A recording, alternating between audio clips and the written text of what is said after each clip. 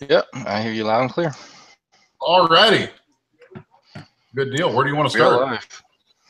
life. This is your topic, so wherever you want to start. Okay. You're familiar with Black Lives Matter, right? I've heard of the group.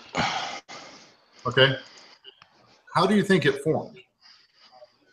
And my point is, it's a bullshit organization that has no validity, and it's built on a lie.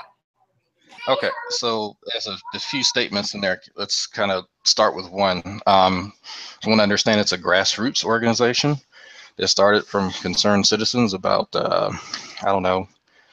police brutality, so on and so forth. What did it start from? Did it start because of police brutality?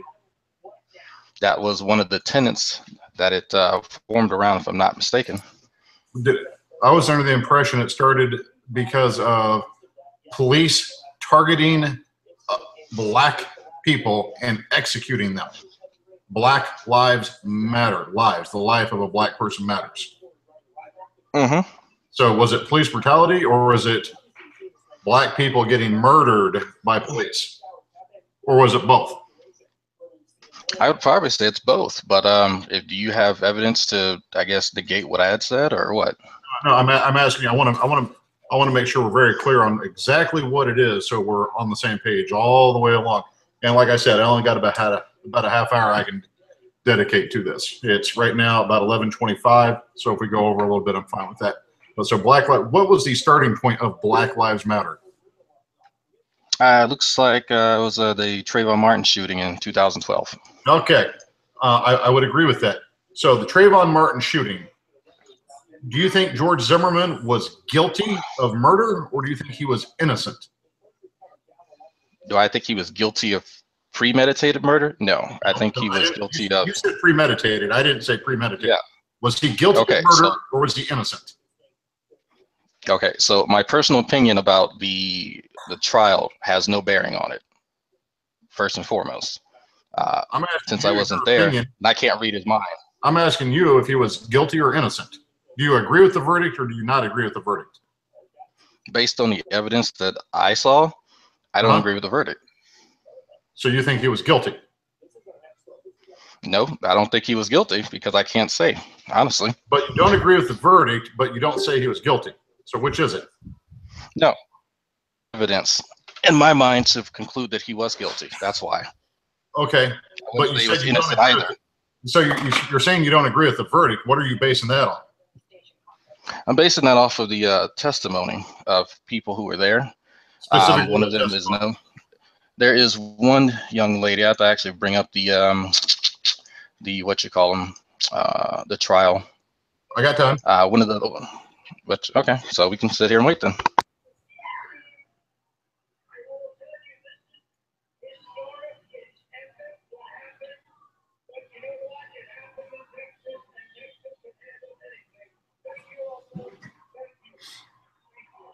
Brad, are you able to speak too?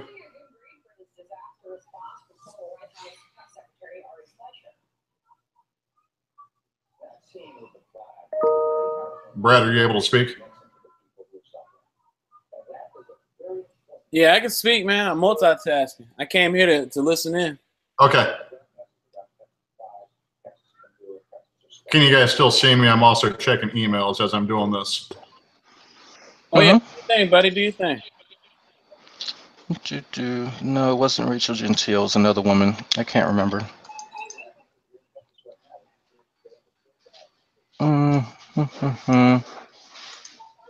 Anyway, hold on for a second. Look, do you have the trial brought up? Do you have the trial papers? Nope. The testimonies brought up?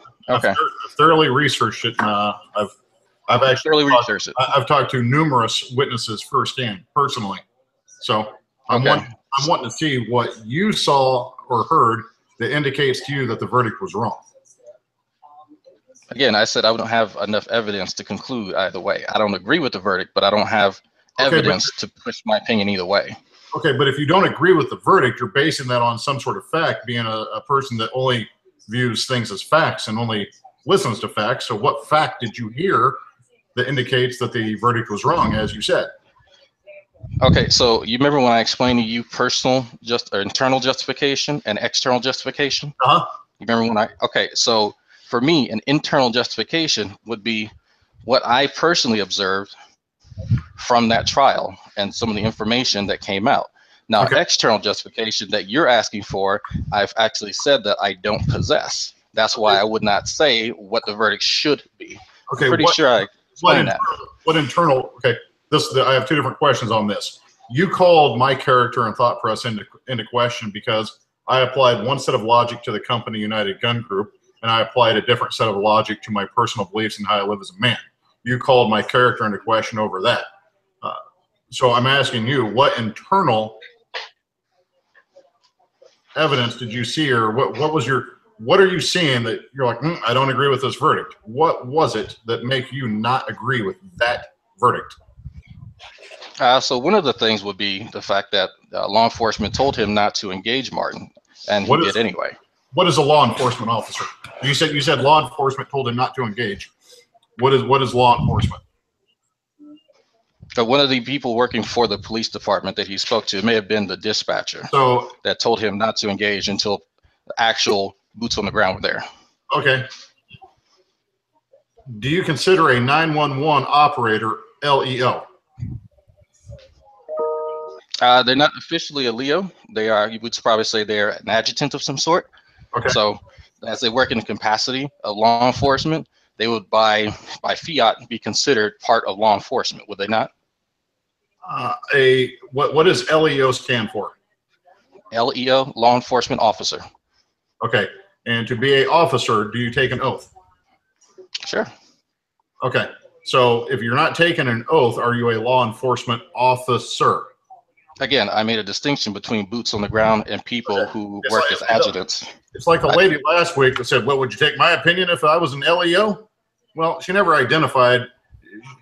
She worded it very carefully because she is not a law enforcement officer. That lady last week, she might work for the police department, but she's not a law enforcement officer. And she tried to walk around with like, oh, my opinion matters more because I'm an LEO, but I won't tell you what I do.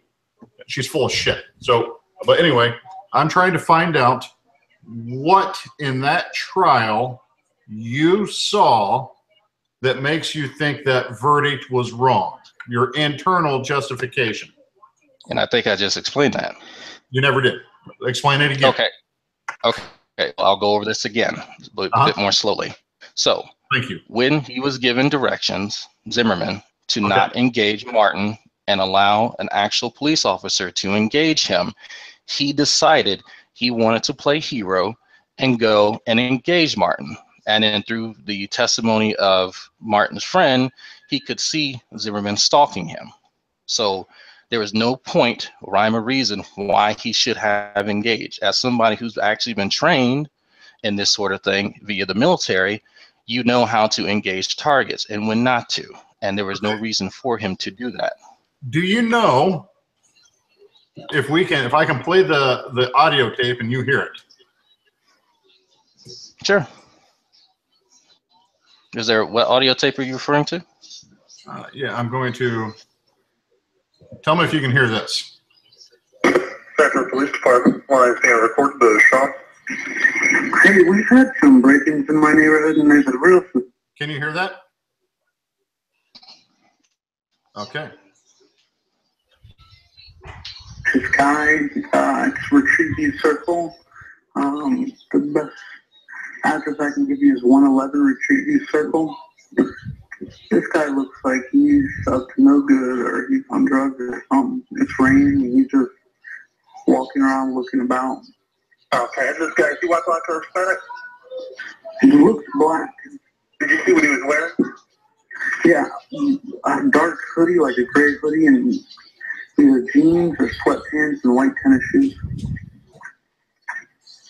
He's here now. He's just staring. Oh, he's just walking around the area at all the houses. Okay. Now he's just staring at me.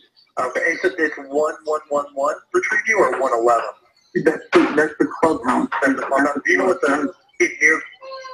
All right, I stopped that for just a second because I want to talk about something for a second.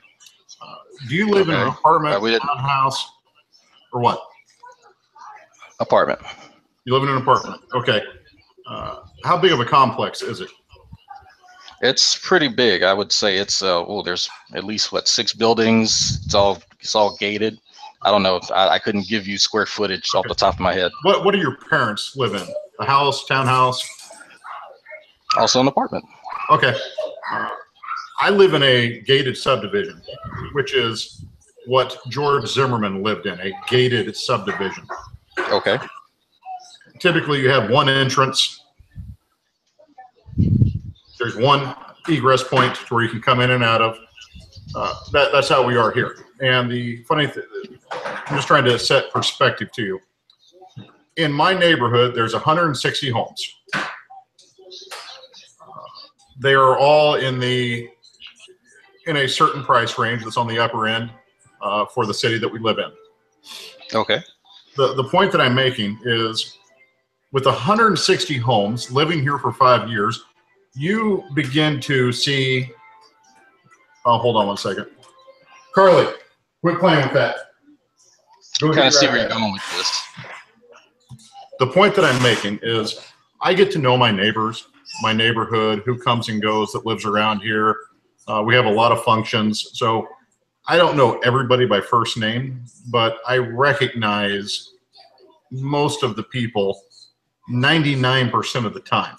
So you said there are 160 homes there? Huh? You said there are 160 homes there? Yes. Okay, so how many people would you say live in that area? No, I don't know. Okay, so wait, hold on for a second. Hold on for a second. You don't know how many people actually live in that area, but you said you met 90. Yes, and that's 90. You said 99% of people you recognize. I say yeah. Okay, so you don't know how many people live there, but you're willing to give a statistic of about 99%. You see what the problem is? No, I don't. But that's not the point. Okay, that is the point. We're not going to do this. So no, that's the exact problem. That's the exact problem. I'm going to finish making my point. I'm going to finish. Go ahead. I'm going to go back to that. Fine. Go ahead. Go ahead. There's a really big problem with you making up statistics, but go ahead. Okay. Anyway, we can talk about that later. We can talk about that in the next phone call. I've lived here for 5 years. When I see a car driving down the street that I don't recognize, most of the time, it's somebody that doesn't live here. If I see somebody walking through the neighborhood, I always recognize them. So George Zimmerman lives in an older gated community. The people that live there in that community have lived there for 10, 15, and 20 years. To have a new person in his community, which his subdivision, guess how many homes it has? 65. I have no idea. There's 65 homes in there. So the point that I'm making is he lives in a small gated community with longevity of residence. So when there's a new face in there, it sticks out like a sore thumb. Okay. Okay. So George Zimmerman is walking through or driving out of the neighborhood after several homes have been broken into. And he sees somebody he doesn't recognize, and it's out of the ordinary. And the reason it's out of the ordinary is because it's late at night, a kid is wearing a hoodie, walking in between homes, not walking up and down the sidewalk like a normal person would do. He's walking in between homes and cutting through and stuff like that. Now, do you have a point to this? It's out of the ordinary. Based on your personal opinion, or what is normal as far as walking? Based on my opinion. Okay, based on my opinion, no. So I didn't say your opinion. I said George's opinion because you're going to disagree. Okay, George's. Okay, but I'm not talking. His personal credulity means nothing to me. Listen. Okay. You've been talking for about 5 minutes now. You got to listen. And I would like a chance to actually respond to something, because if you're just going to sit here and monologue, then you don't need me to be here. Okay. What is your question? Okay. So first and foremost, do you know every person that lives in that area and their vehicle? In what area? Your area, your subdivision. My subdivision? Yes. Not every. Okay. So you gave a statistic earlier. You said 99% of the people in that area. Did you not? Yes. Okay. So you've admitted that you don't know everyone, but you're somehow able to pull out that statistic. Do you see that the fact that you don't know 100% of the people means that there's no possible way for you to know that that statistic is correct? Okay. Well, here. Okay, so that's so first and foremost, that's an inaccurate statement. You're wrong. You're wrong. It is an accurate statement, and I'll tell you why. Because I serve on several different committees within our HOA. I'm up at the pool almost every day with my kids. Most of the people go up to the pool frequently. When I'm up there every day, I see a majority of them. I've also knocked on every single door in here and talked to the residents. There's only maybe 2 or 3 homes that I haven't met the homeowners. So when I say 99%, I mean it. So okay, so you don't actually know 100% of the people again. I never said I did. So okay, so that's a problem. So 99, a statistic of 99% mean in the relevance of this conversation, that means you've only not met probably 1 home, maybe 5 people, maybe 1 home, if that. So since you claim to have seen everyone comes to the pool, you've seen everyone's car, all this cool stuff. I'm being facetious. I'm being facetious. You've been to the pool. I got it. I think that's cute and everything. But since you don't know 100% of the people, there's no way that statistic can be accurate. Did I say I know 100% of the people? No, and that's the point that I'm making. If you have a confidence of 99%, you would need to. I'm putting you on mute because I'm not going to listen to this idiot bullshit. What I'm saying is, tell you what, I have met you are done monologuing. Probably 99% of the people that live in this subdivision. The reason I'm saying that is I've knocked on every door in this subdivision and talked to almost all of them. I think there might be 1 or 2 homes that nobody answered the door. So that's on one occasion. We go to the HOA meetings that happen every other month. I'm at the pool all the time. We have several activity functions that we go to with the kids and stuff like that. So it's not just one singular incident. But the point I'm making is George has a subdivision that is less than half the size of mine. It's not a new subdivision. It's an older, more established subdivision. It only has 65 homes.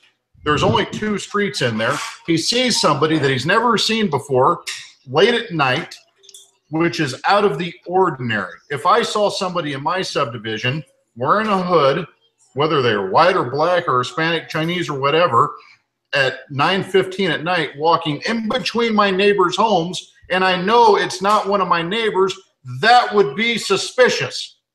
Do you not understand? Is there a certain criteria that you're building for suspicion? No, just follow me through. Okay. Do you not agree that? Okay, that's fine. I don't agree that's suspicious, but go ahead. You don't think if you live in a subdivision, when you know everybody up and down your street, and you see somebody that you know doesn't live there walking in between homes, are they beelining toward a particular direction? Are they meandering in between houses, going in no particular direction? They're wandering. They're wandering because so if you actually play the rest of the video, if you actually play the rest of the audio, he's actually going toward a direction, and then based on the testimony of his friend, he's going home from the garbage or the convenience store. But go ahead. That same testimony from that friend, Zimmerman or Trayvon Martin said some cracker is following me. So the only person to make a racial slur during this whole thing was Trayvon Martin. But let's listen. I've not made this about race at any point in time, but go ahead. Yeah, now he's coming towards me. He's got his hand in his waistband. And he's a black male. How old would you say he was? He's got a button on his shirt. Late teens. Late teens, okay. Mm-hmm. Something's wrong with him. Yeah, he's coming to check me out. He's got something in his hands. I don't know what his deal is. Okay, just let me know if he does anything, okay? Yeah, we got him on the way. Just let me know if this guy does anything else. Okay. George called the non-emergency number. He didn't call 911. He called the non-emergency number. At one point, Trayvon Martin was walking one way. Then he was walking towards Zimmerman. Did you notice that? He's wandering. He's going back and forth. And I'm gonna rewind it just a second. I've heard it. Okay. We got him on the way. Just let me know if this guy does anything else. Okay. Just let me know if he does anything else. Okay? That's an important part of this right here. So I'm going to keep playing. Okay. These assholes, they always get away. Yeah. When you come to the clubhouse, you come straight in and make a left.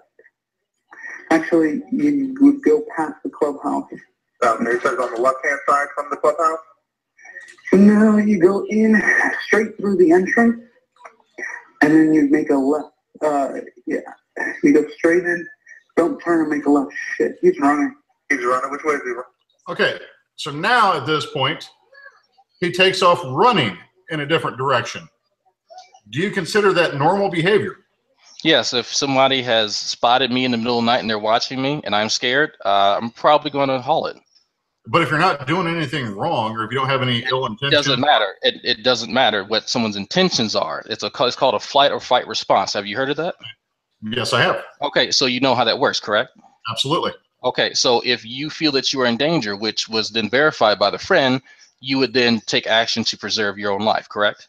Absolutely. Okay, so does it need to be any type of malicious intent involved in flight or fight response? Well, no, there doesn't. Well, let me ask you a question. Thank you. Let me ask you a question now, since we're talking about that. What about having somebody from 45 or 50 feet away looking at you is a threat? That person making eye contact with you, direct eye contact with you, you know that they are watching you in some capacity. You don't know whether they have a gun. You consider that a threat? If someone is watching me like a hawk, yes. Someone taking a glance at me, no. But if it's the middle of the night and we're the only two there, yes, that is a threat. Just as Zimmerman considered him a threat. So it's funny, but here's the funny part. Zimmerman considered him a threat in the middle of the night, but he couldn't consider Zimmerman a threat in the middle of the night. I always found that little distinction interesting. Okay. So the suspicion only goes one way. Let's run with the narrative. Let's run with the narrative that you're thinking. And Trayvon Martin views Zimmerman as a threat to where he runs. Okay. Entrance to the neighborhood. Okay. Which entrance is that he's heading towards? The back entrance. Are you following him? Yeah. Okay, we don't need you to do that. Oh, well. Okay. Now you have a person on the phone saying we don't need you to follow him after he was following him. At that point, Zimmerman was about 100 yards away from his truck in between homes following Trayvon Martin. The officer said, we don't need you to do that. So what does Zimmerman do? He turns back to his truck. So hold on for a second. You said he was previously following him even before the person on the phone told him not to, correct? Hold on. George Zimmerman was following Trayvon because the 911 dispatcher, I'm sorry, not the 911, the non-emergency person that answered the phone said, if he does anything else, let us know.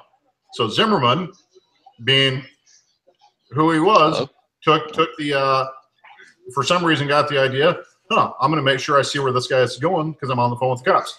So when the 911 or when the operator, I keep calling it 911 because the video says non-911 call. When Zimmerman was told, we don't need you following him, he turns back to his truck. And that's where we're at in the audio right now. Because it sounds like Zimmerman was following him prior to the person on the phone telling him not to. Yes, that's correct. Okay, so if someone's watching you in the middle of the night, it's disconnected.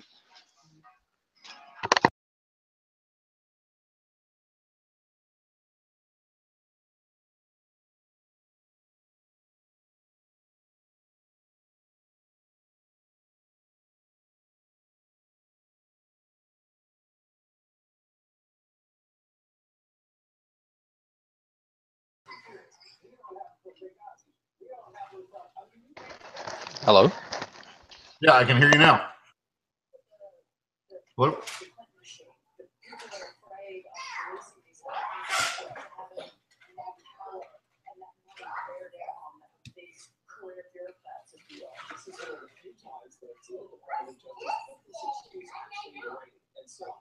All right, sorry, I had a phone call. Anyway, I can hear you. Well, it sounds like if Zimmerman was following him prior to telling him to stop, wouldn't that be reason enough to flee?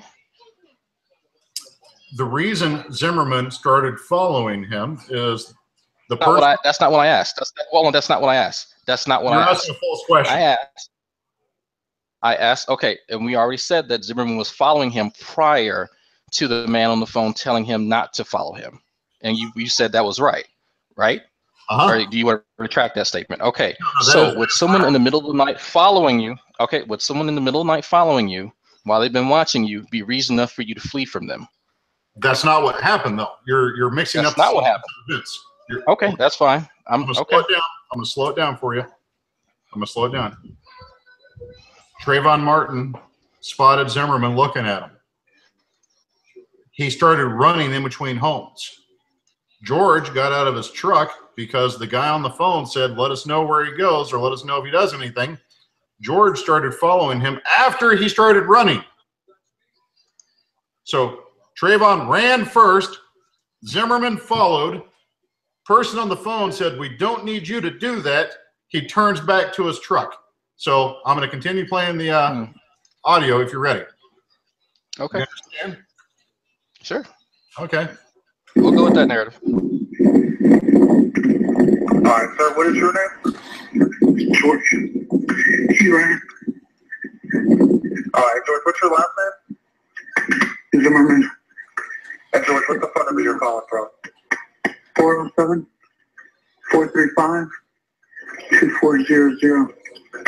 All right, George. Would you have them on the way? Do you want to meet with the officer when they get out there? Yeah. All right, where are you going to meet with them at? If they come in through the gate, tell them to go straight past the clubhouse and straight past the clubhouse and make a left. And then they go past the mailboxes. Those are my truck. Okay, what address are you parked in front of? I don't know. It's a cut through, so I don't know the address.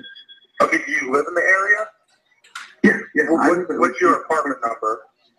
It's a home. It's 1950. Oh, crap. I don't want to give it out loud. I don't know where this kid is. Okay, do you want to just be with them right near the mailboxes, then? Yeah, that's fine. All right, George. I'll let them know to meet you with you out there. Actually, okay? Could you have him call me and I'll tell him where I'm at? Okay. Yeah, that's no problem. You need my number? You got it? Yeah, I got it. 407-435-2400. Yeah, you got it. Okay, no problem. I'll let them know to call you when they're in the area. Thanks. You're welcome. Okay. What questions do you have? A few. How do you tell from if you're about, let's say, 40, 50 yards away from someone, how do you tell that they're on drugs? It was a educated guess. It was an educated guess. I've done enough drugs in my life that I can peg somebody for what they're on pretty easily. That's just from experience. Would you agree that you would have to be trained to do that? Not necessarily, no. So you don't have to, you can just simply look at someone from 40, 50 yards away and just instinctively know that they are in fact on drugs. To answer your question, no, not based on your exact question, no. Okay, so here's the problem with that. You do actually have to be trained in order to ascertain whether or not someone's been on drugs. There's a reason we have sobriety tests. Are you saying that because of fact or opinion? I've actually been trained to tell if someone's been on drugs. So you can't tell unless you've been trained? I would actually say yes. There's no way that for you to know whether or not someone's been on drugs unless you have been trained in the signs and the symptoms of drug abuse. Because someone's stumbling around. You don't think that somebody who has a significant history around people that have been on drugs is training enough? No. Okay, we can just you can be around. Okay, well, have you been trained on how to determine whether someone's been on drugs? Not formally, but have you ever had to give anybody a sobriety test? I have. But okay, let me ask you your question. So you do understand? Oh, so there's a sobriety. So you go. No, let me ask you a question. Go ahead. You're the guy that says, well, I only believe in factual evidence and not opinions, but you're stating an opinion right now because you are saying that the only way you can determine if somebody is on drugs is to be formally trained. A life being around people that are abusing multiple forms of drugs That is training. It doesn't have to be that's formal. No, you hanging out around someone. This is funny. This is like the kids who say, "Oh well, I hang around people who have guns, so I know how guns work." No, that's not how this works. There's a reason why people are trained in sobriety tests. Inebriation takes many forms. So you can't. And one of those is mental impairment. You couldn't tell if somebody was on something. You can guess, sure. I have no. You can guess all day long. I have no problem with people saying that they can guess, but guessing and then knowing the signs and symptoms because you've been trained to recognize them are two completely different things on two completely separate sides of a spectrum. You're wrong, and I'll tell you why you're wrong. Because from the person who's never been trained, and you're going to tell me that I'm okay. Go for it. Yeah, absolutely, absolutely. Because my dad knew every time I came home high. Okay, so your dad lives with you. For one thing, we're talking about like here's a problem. Well, he wasn't trained, so how did he know? Here's the thing. If he sees you, he sees you every day. He knows your habits. He can do deductive reasoning and go, man, his eyes are glazed over. I can see him. And you said when you come home, is home 50 or 40 yards? Okay, let me ask you another question. So I mean, you can ask another question, but is one side of your house 50 or 40 yards from another side of your house? Parts of it, yes, but so he was able to spot you from across the house and know for a fact. Okay, so that's kind of that's the criterion that I've actually built that you've kind of skewed now. No, you're wrong there. My aunt I've never done methamphetamine, never. My aunt, who has a known history of abusing methamphetamine, she was not herself. And I could tell from 20 feet away, without even having a conversation with her, she's on something. I didn't know what she was on. I knew she was on something. And sure as shit, were you able later that evening, it was confirmed that, yeah, she was doing meth at our house. So you know, based on your past experience with your aunt, that she was acting different, correct? We're also talking about an aunt that I see once every 2 years. So you can't say that you've seen her before, correct? Okay. What I'm getting at, going with this? You have what's called normal human behavior and you have abnormal human behavior. There is no quote unquote normal human behavior. There's what some people define as normal, but then there's a spectrum of normal behavior. Trained law enforcement officers look for certain signs.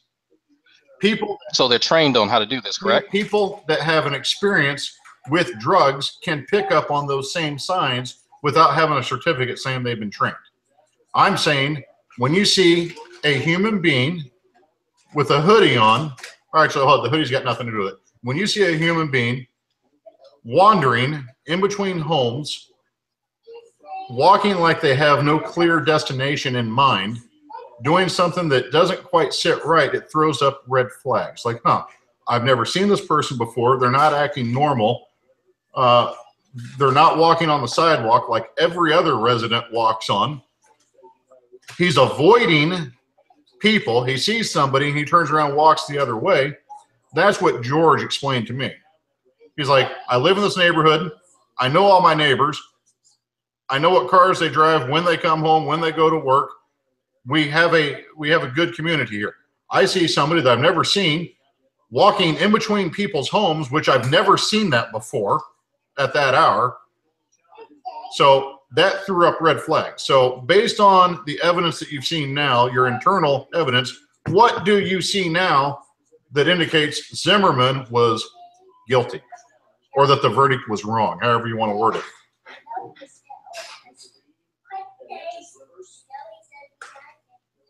You gonna answer?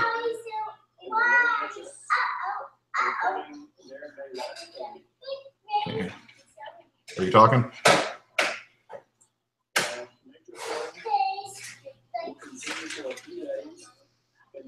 Oh, that was weird. Okay, so where did I lose you at? I dropped my connection. The issue is that you're saying that Trayvon was acting weird, but you've also acknowledged that you never met him before. How would you know what his normal behavior is if you never met the person? Okay. What I'm saying is an average. I mean, you can keep moving the goalposts all day long and avoid my question. What is the question again? You got to let me answer it if you're going to ask. How? Okay, well, don't move the goalposts then. Answer my question. What's your question? How do you know what someone's normal behavior is if you've never met them? Okay. You do not know what somebody's normal behavior is if you've never met them, but thank you. You do have a good understanding of how the average human being walks and what your average neighbor does. Trayvon Martin was not walking like a normal neighbor. He was not on the sidewalk like a normal neighbor. He did everything he could to avoid contact with other human beings like a normal human being would not do. So that alerted George enough. So as you can see, he didn't disobey an order to not follow Trayvon Martin. He was already following him based on a previous statement from the operator. If he goes anywhere, let us know what he's doing. So George gets out of his truck and starts, keeping an eye on him. That's fine. I'll agree with that, but I'm going to stop you right there for a second. Time out. I'm making my key point here. I'm not agreeing with some of your previous statements. You said, I think the verdict was wrong because Zimmerman disobeyed a LEO's orders. That's what you said. Sure. So, at what point did Zimmerman disobey a LEO's orders? I'll stand corrected on that. Okay. He actually followed orders. So now my point is Black Lives Matter built on a lie? Because that was the event that you said started Black Lives Matter. If he's not guilty, if the verdict is right, then it was a justifiable shooting. Black Lives Matter is built on a lie. So, remind me again how Trayvon and actually physically met up. Well, there is no evidence, irrefutable evidence, I should say, that indicates one way or the other. What the evidence does point to is there was an altercation. Physically, Trayvon Martin. Well, George Zimmerman said that as he was walking back to his truck, he popped out of the bushes and punched him. George fell down. Trayvon was on top of him, knocking his ass. There was a scuffle for the gun. Zimmerman got the upper hand, grabbing the gun, and shot Trayvon Martin either once or twice, with Martin being on top of him. So we're left with George Zimmerman's version of events. Yes. Okay, and the other person is not here to defend their version of events, correct? Yep. Okay, so, which one of those two individuals has a criminal record? Prior to or after? Yes, prior. Prior. Neither one of them has a criminal record. Prior. So, and when I say criminal record, let me couch that properly. Who has been in trouble with the? Who has been in trouble with the police because of violence of the two? Well, there was a altercation. There was something that Zimmerman did several years back in like 2005. That here, let me pull it up and read it real quick. So I'm not guessing. We don't want to guess here. We only want facts, right?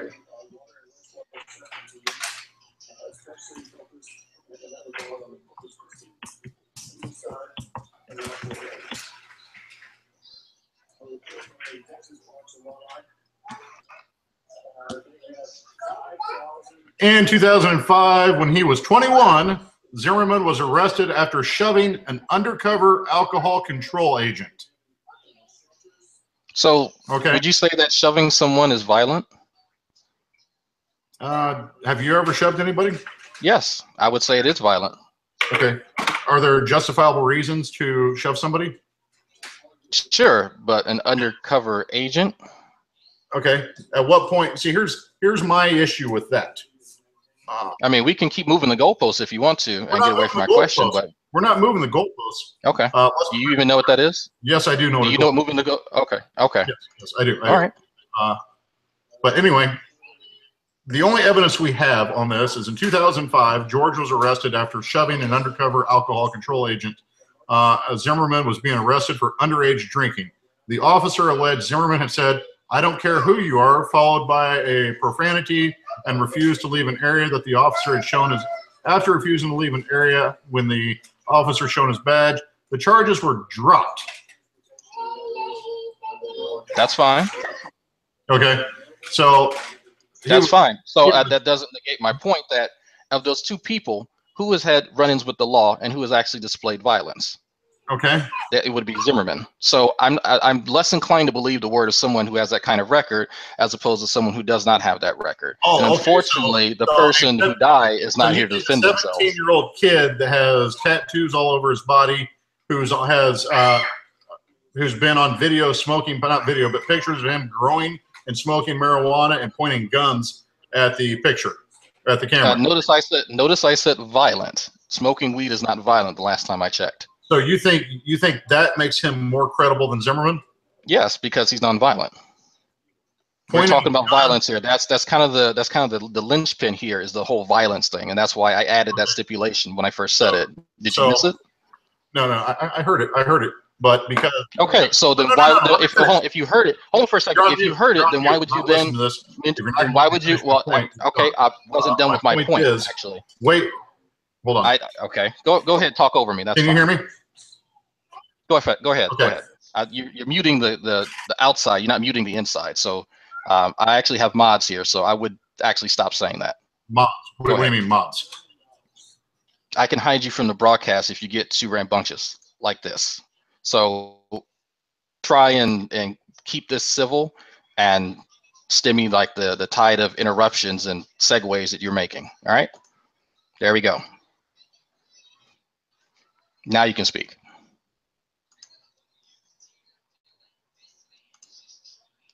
You're muted.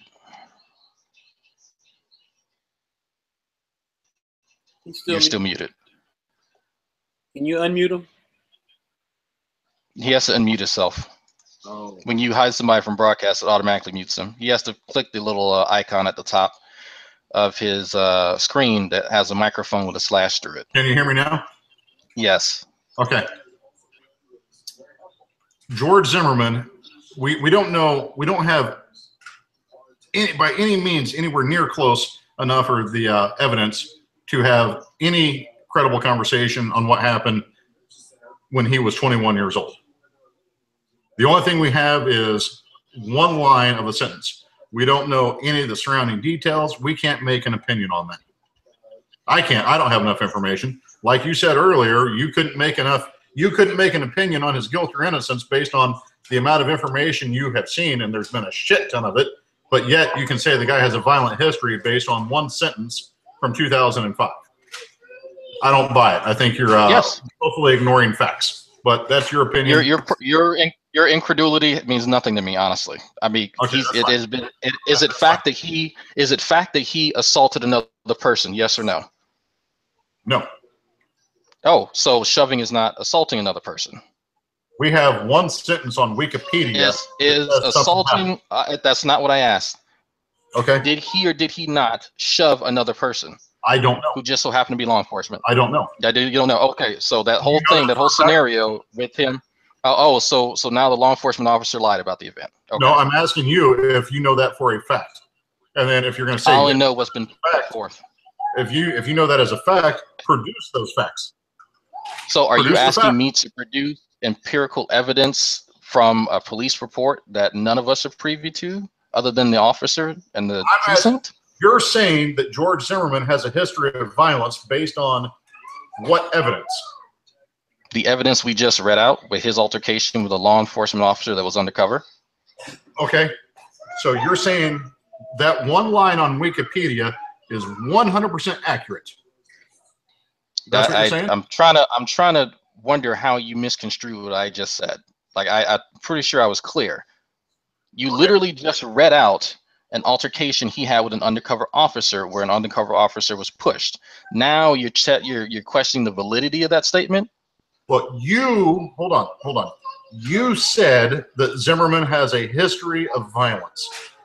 And I knew what you were talking about, so I looked it up on Wikipedia, in which there is no other evidence that anybody has seen that explains any of the situation. There's one sentence on Wikipedia. Is that one sentence on Wikipedia 100% factual evidence in your opinion? Not on Wikipedia, no. The piece of information that's held at the precinct to which the police officer belonged to, that's accurate. Okay, so let me ask you this. Based on the information you have, Is it factual evidence that Zimmerman was violent against an undercover cop? As far as we know, that's what happened, according to that officer. So you haven't seen any of that. You're just taking Wikipedia. That's the only source you have. I didn't read this on Wikipedia originally. I'm not sure where. I mean, because you found it on Wikipedia now. I found it way back when. Those documents. Produce those documents to prove. So are we questioning the validity of this event? Yes or no? I don't know. I'm saying that my official statement is. Why would you ask me to produce it if you're not asking for the validity of it? You're saying that it is clear-cut evidence that he has a history of violence. I am saying I don't know. There's not enough evidence for me to make a decision on what happened. What evidence would you need with that claim? Do you want me to call Zimmerman right now? No. Why would you ask him and not the agency who arrested him in the first place? I'm asking you to produce evidence that shows that it's factual evidence that he assaulted the officer. Do you have it? No, I don't have it on hand. Sorry, I don't have access to police information. I'll give you however much time you want. I'll give you a week to find it. So let's move on to this. Here's the issue. If we're going hold on for a second. Hold on for a second. Black Lives Matter was built founded on a lie. Okay, so we can just skip my contention. That's fine. Go ahead. No, what is your contention? Go ahead. Well, in this conversation, real well. Thank you. Go ahead. So at the beginning of the conversation, you said Zimmerman was, based on the information you had, the verdict was wrong. Now you're saying what you thought you heard was wrong. And now you're saying, well, Zimmerman has a history of violence, but I have no evidence of that. And I'm giving you time to go find that. But the whole point of this conversation was Black Lives Matter was built on a lie. Am I right or wrong? You're actually very wrong about that. So if your contention is that this particular catalyst was built on faulty ground, I'll be willing to buy that. But the fact that this phenomenon has been happening forever, I'll buy that. Okay. How about this? We'll say that, and I think this is actually fun. Have Black Lives Matter there been shooting? I mean, you can continue to interrupt me and ask me more questions as I'm speaking, but that just kind of shows how rude you are. Am I getting you off your feet a little bit? I mean, that's fine. Have there been shootings? Your whole entire logical fallacy was proven wrong. So, anyway, my logical fallacy. Yeah, I mean, you can keep interrupting me too. I'm listening. What logical fallacy was that? What logical fallacy was that again? Continue on your. That's what I thought. So the issue here is that you can keep interrupting me, and I can never finish. And he thinks it's funny. I'm listening. Go ahead. I mean, I've been having these type of conversations for years, and I've dealt with guys like this before. Like it's cute that now he has a little bit of research, and I've given him a little bit of meat to play with, but at how desperate he is after blocking me, now he gains some big old brass balls to try and come and engage me. But it's funny. Anyway, so have there been instances since Trayvon Martin where black individuals have been executed, if you want to use that term, by the police? Give me one. Philando Castile. Okay. He was executed? Your words are he was. I said if you want to use that term. I said if you want to use those terms. Those are not technically my terms. So what are your terms? My terms would be he was killed by the police. Okay, that's an accurate statement. He lost his life at the hands of police. Now the question it's synonymous. Okay, the question should be not did he die at the hands of police, because we all know he did. The question should be, is it a justifiable shooting or is it a non-justifiable shooting? I'm pretty sure that's where the nuance is in that statement. Okay, so you think it's an unjustifiable shooting? So we can look into it, actually. Well, that's my side point. But do you want to talk about the next sequential event would be? Or you can just talk over me. That's fine too.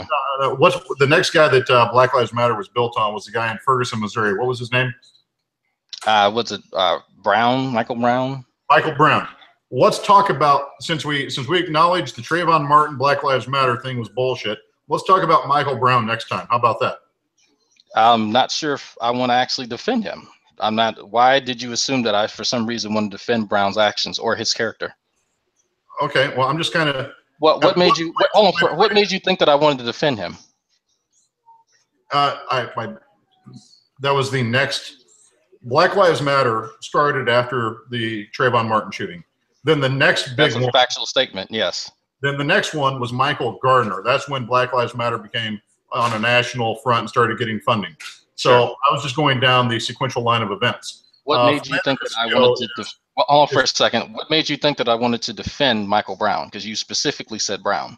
I just went to the next Black Lives Matter shooting. Okay, so what made you think that I wanted to defend Brown? I'll keep asking this until you answer. I didn't say so. I just went to the next. I'm trying to figure out my point, where I'm going with all this. At what point did Black Lives Matter have any validity? Because it sure as shit didn't have any over Trayvon Martin. So does it have any over Michael Brown? What do you mean by validity? Black Lives Matter, if it started at Trayvon Martin, black people are being gunned down for no reason. Well, we already acknowledged that it didn't happen with Trayvon Martin. You agreed to that. So I'm going to the next one, which is Michael Brown. I want to discuss that one. My point is, Black Lives Matter is fueled by racism and lies. There's no validity to this organization. Your life. Who determines that validity? Pretty much anybody that wants to have an opinion on it. Your life, Alfred. Okay, so am I obligated to accept your opinion? No, but prove me wrong. Okay. My point is. Well, here's the prove me wrong thing. The onus. Hold on for a second. Hold on for a second. You've been interrupting me this entire time. You've been interrupting me this entire time. You've been interrupting me this entire time. I didn't even get a chance to finish what I was saying earlier. So I'm going to butt in here. Okay. There. Thank you. So here's the thing. There's this prove me wrong thing. You still don't understand where the onus belongs to. This is your claim. The validity claim is your claim. I am not obligated. Okay, no, he got upset. I don't think that part, it doesn't make any sense. If you're here to have a conversation, you can't continue to interrupt or try to talk over the person that you're asking to answer the questions. Yeah, no, he's excited. He's upset that he didn't do well in the last conversation. So I gave him something to run with to make him feel good. It was like, whatever. I don't even like Black Lives Matter. That is the other weirdest part. Like, he just, okay, for people to automatically think because we have the skin tone or we're melanated, extra melanated, that we automatically support Black Lives Matter to the 100%. You know, like all in. Even if we feel like they're wrong, that we're just gonna do what he's doing. Like, yeah, like it's like I don't even like. I saw the shit with Brown. I was like, you know, something don't feel right about that. And then I started reading more into it. I'm like, this motherfucker was up to some shit, and he probably was fucking with police, and he probably got shot. But you know, people in the area, you know, Pookie and them, you know, they you know, you didn't do nothing. I'm like, you know, bro, I don't know about that. But you know, it's not. There's a whole having Michael Brown, having somebody like Philando Castile, where I mean the scenarios are completely fucking different. And so for me, it's like, don't just pick up any person and make him a black martyr. Pick up somebody who was doing what they were supposed to be doing, and they were just gunned down. Like, by the way, folks who are watching, he left. He got upset because I blocked him, or because Brad muted him. Sorry. I was just trying to keep the conversation going because I knew that you were trying to talk and you didn't have mouse in hand. So I'm just like, look, what he needs to say, he can't say because you keep shutting him off. Yeah, I mean, it's funny. I guess he thought he was getting me on the ropes, and it's like, dude, I've been in hangouts where there's 10 people and then there's 4 of them in there who are just hounding you for every single point. I was letting some of his shit go back when he would say, oh, a 99%. It's like, motherfucker, how do you have a statistic when you don't have 100% sample size? Even something that small, like how people and where they reside, that's easy. But no, if you're going to say that, this motherfucker doesn't know shit for shit, but he swears up and down. Like I don't think he even realized he said 99% until I said something and then pushed him on it. Good job, man. I like how you're able to handle it with some kind of poise. Even in the case of you being facetious, you're still poised and respectful in the process, right? Yeah, I mean, it takes practice. Like for guys like him, he got flustered his first time around because he didn't expect me to stop him on some of his points. But you can kind of tell he's one of these dudes that he doesn't know a lot about a topic, and so he'll go in with just nothing but opinions, and then he'll never actually stop to go, okay, well, what will end up disproving, you know, my original thesis? And so just like I'm able to walk back my claim about, you know, Trayvon Martin and the sequence of events, that's fine. And that's why I said at the beginning, like, this is just my personal incredulity. I don't think I trust Zimmerman's version of events, and that's where it rests. But I would not say that that is enough to move other people, because other people are like, you know, here's what we have, and I can go with it. But I have to accept that. See, but for him, he's mistaking like someone's personal credulity for some external rigorous form of you know, fucking verification, which that they're not the same. So, you know, it's there's a history. Someone actually just sent me a list of Zimmerman's legal run-ins, and it's for me, if I had to choose between a kid with tattoos who stays at his mama's house and smokes weed, between a motherfucker that's known for violence, you know, guess what I'm gonna believe when it comes to something violent? Like, it's just, it is how it is. So I'm gonna go ahead and bring this to a close. I got like actual shit to look into. Appreciate y'all watching. Good talking to you, man. It was good listening in, man. I still want to try to find some time when you get everything going, man. I know you said school was starting soon and you're gonna be busy with the fam and such now. Oh yeah, okay. Just send me some of your ideas so we can kind of sit down, and chop it up, and I'll make time to look over it. But I'll talk to you later, man. All right, peace.